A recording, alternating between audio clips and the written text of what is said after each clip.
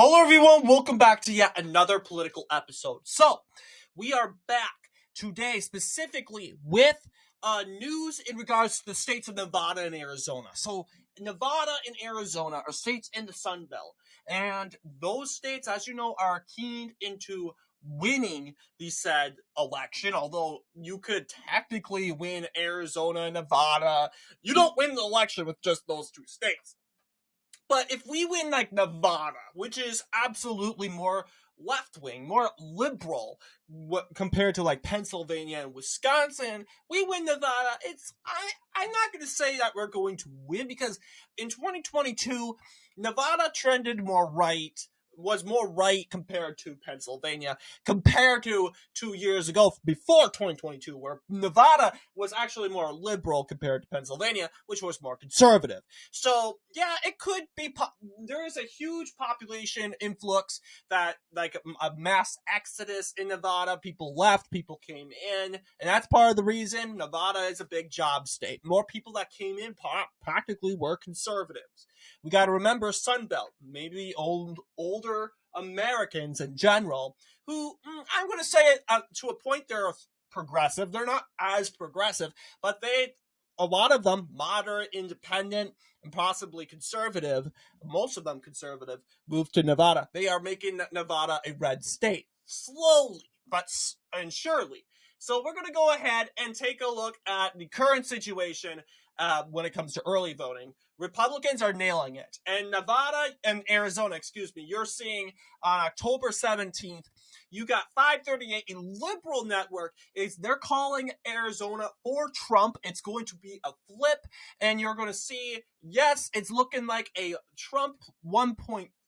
Yeah, it's going to be a tie as of right now. The Atlas Intel poll, which is in the margin of error, is at a tie, but probably more favors for Trump.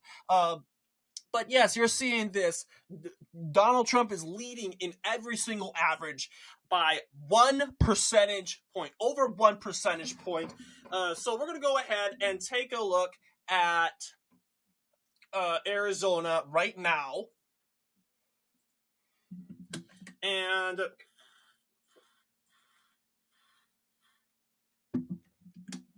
yes. So yeah, what would a 1.4 sort of victory for Trump look like? All right, that's a good question. And a lot of people would say, hey, will this mean that Maricopa County would join Kamala Harris or go for Donald Trump? Well, let's see. We're going to go ahead and see, move this to 62 as of right now. We also want to take a look at, yes, 2% of the margin here.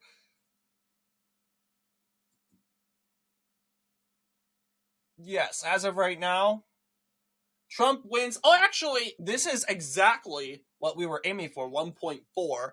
And technically, with 1.4 itself, Maricopa County still goes for Kamala Harris with 0.5. Let's see.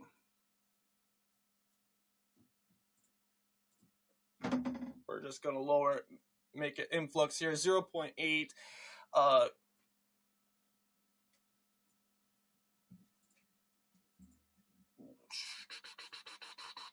Okay, yes, 84%. So yeah, we're going to try to influence, because I can't just move the white non-college graduate and say, hey, look, that's our prediction. No, ideally and realistically, each number, each sort of demographic group is going to trend a little bit. So Hispanic will do a 3 point. Okay, now it's a 1.9. That's a little too much, but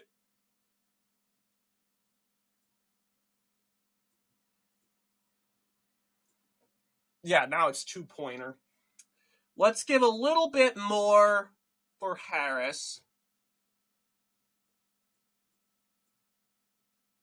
Okay, now this looks more ideal, more realistic here.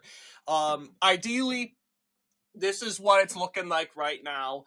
Kamala Harris, as of right now, is still winning Maricopa County, along with the counties that Joe Biden originally carried. The chances are high Maricopa goes red. A lot of conservatives are saying, oh, Maricopa goes red.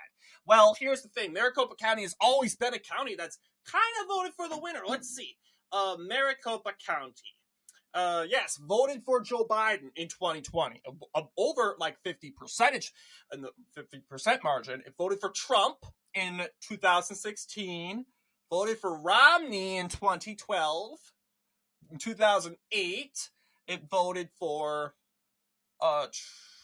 McCain, voted for Bush in 2004, voted for Bush in 2000. And here's the thing, though. 1996, Maricopa stays Republican, despite Arizona going for Bill Clinton here. You'll see Bill Clinton won the state of Arizona, and probably if Ross Perot wasn't in the race, you would probably see Bob Dole carry and decisively carry Arizona. That would be the more realistic situation. So you could go ahead and count 1996 if you want to. But other than that, you'll see George H.W. Bush carry Maricopa County, along with same deal here. Maricopa in the 70% range during the 1984 election. But yes, it's been a reliable Republican stronghold. And it's been a bellwether county for a very long time. Yes, it goes Democrat during the New Deal era. Here, I believe, correct me if I'm wrong, but I believe 1996 is the only election where Maricopa County didn't vote for the winner. So Maricopa County votes for the winner of the state.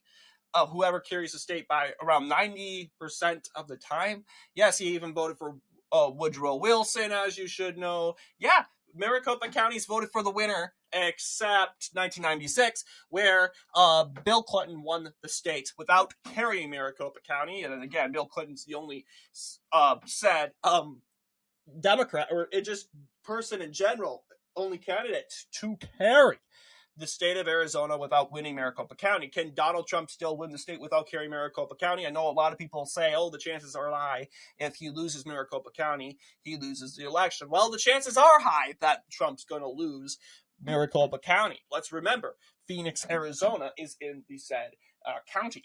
But people need to remember, just because he loses Maricopa County doesn't mean he loses the election in the state. There is also Tucson, also a very populated said city in Pima County that is a very contendable area. If we trend the needle or the knob just 4 points back to the right, we don't have to win Pima County, but if we trend it 4 points, that's more than enough to carry the state. So that's something we need to remember. Like, this is a Trump victory, what it's looking like right now. We've seen in cases like in the 2022 United States Arizona superintendent election, where Republican Tom Horn won the election, but defeating Kathy Hoffman, who lost Maricopa County. Who won Maricopa County but still lost the election. See, Tom Horn won the election but lost Maricopa County. So a lot of people say, oh, he doesn't stand a chance if he loses Maricopa County. Well, that's not necessarily true. You'll see here, Donald Trump won the election by 1.4. He didn't win Maricopa County. In fact, Harris is almost a point up in Maricopa County. So I am still pretty confident that Maricopa County will pretty much go for Harris. And we got to remember, Phoenix, Arizona has like 9. How many people does Phoenix have? Phoenix, and the most populated city, 1 million. Okay? 1,600,000 and some sort of people. Okay? It's huge. All right? Not to mention Maricopa County itself has 4 million people. Okay? So I don't get my hopes up with Maricopa. never get your hopes up. But it is a deciding county of the election. That probably won't change. But yeah, this is what the margins look like. You'll see Pima County gets a little lighter, going to Harris by 16.3. While prior, it was going to Harris at 18.6. Yeah, and Maricopa went to Harris by 2.2. We're predicting that it will go to Harris by 0.6. But yeah, this is a Trump victory nevertheless. Let's take a look at Nevada, where it's another sort of prediction here. Nevada. Okay, so let's see how we're doing in the state of Nevada, in the state of the race so far. 2024 United States presidential election. Nevada. Yeah, it's a tie, and race to it's the Hill. Yeah, it's going back and forth. You'll see Trump won a recent Fabrizio poll, 3-pointer. Harris got a poll from Trafalgar Group. Trump gained a poll from Rasmussen, Morning Consult, and then a tie from Atlas Intel. So it's definitely dead heat. It used to be 0.9 for Harris, but now it's 0.6. And we're going to go ahead and predict a 0.6 win. So 2.4, this is a 2.4 victory for Kamala Harris. So let's see. We dip down the knob. Let's see. Trump wins 61%. And yeah, it dipped down 0.5 already. Just by shifting, gaining Trump just 2 to 1 point for the white non-college graduate. But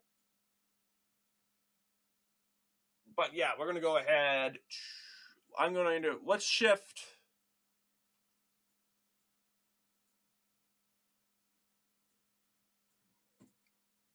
Yeah, this is a better thing here. The white college graduate, we're going to go ahead and give that to Harris, the edge for Harris this time.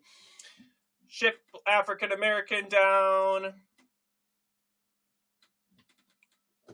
Let's give it to 3-pointer.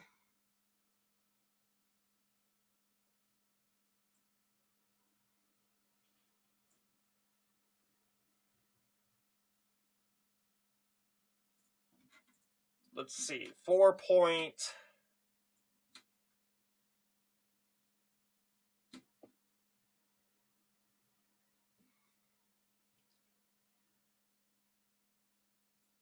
Let's go ahead and maybe give Asians a little bit.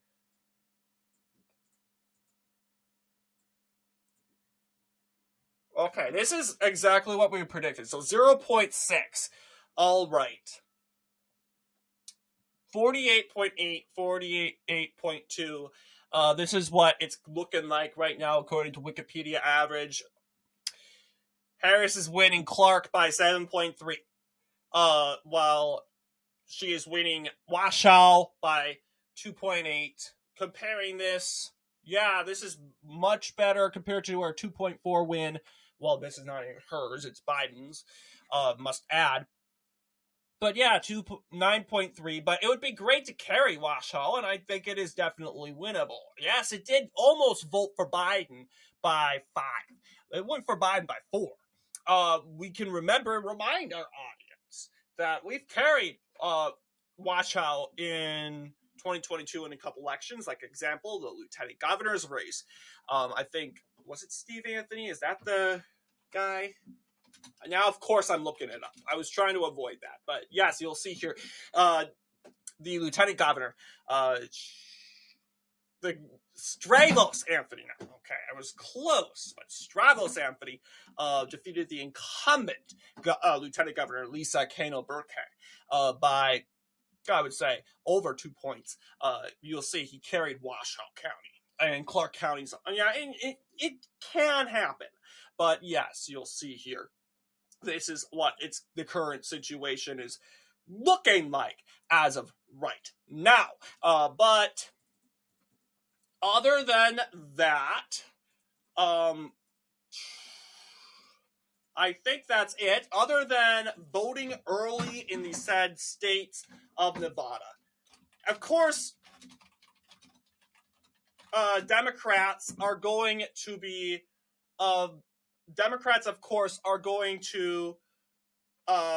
really, as you know, perform better. This is Democrat religious practice, voting early. And then again, I don't want to say religious. I should actually be very careful, because I go around and I try to tell Republicans to early vote, and they go back to me and saying, early voting, you must be a Democrat. And I honestly am like, oh, what? No, this is not a Democrat thing. This is not a Republican thing. This is a winning thing. Okay, we need winners, early vote. Okay, early vote, it's a strategy thing. So if you can, vote early. I can't, unfortunately. So I'm voting on election day. Then again, voting early doesn't really matter for me.